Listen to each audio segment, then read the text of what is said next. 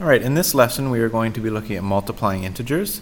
If you're one of my students, have your notes out ready to take. If you want to pause the video or rewind it just to review some things, that's great. This will be a short lesson, but other thing to be aware of is that the unit test for this chapter you will not be allowed to use a calculator for. So just be aware of that, okay?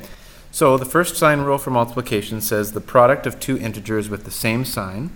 So product means the answer to a multiplication question. So if you multiply two integers with the same sign, being positive times positive or negative times negative, the answer is going to be a positive number. Okay, so positive times a positive is a positive, and a negative times a negative is a positive. Conversely, if the product of two integers with different signs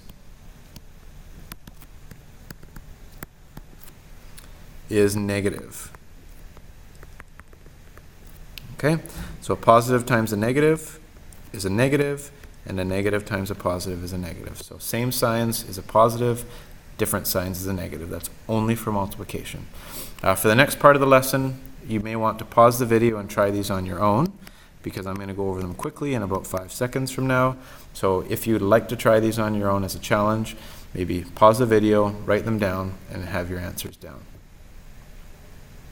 Okay, if you didn't, we're going to move on. So positive 3 times positive 5. Since they're the same signs, it's going to be positive.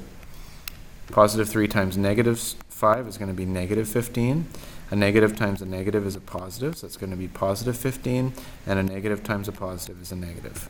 Okay, in the second column, a positive times a negative is negative, and 6 times 8 is 48.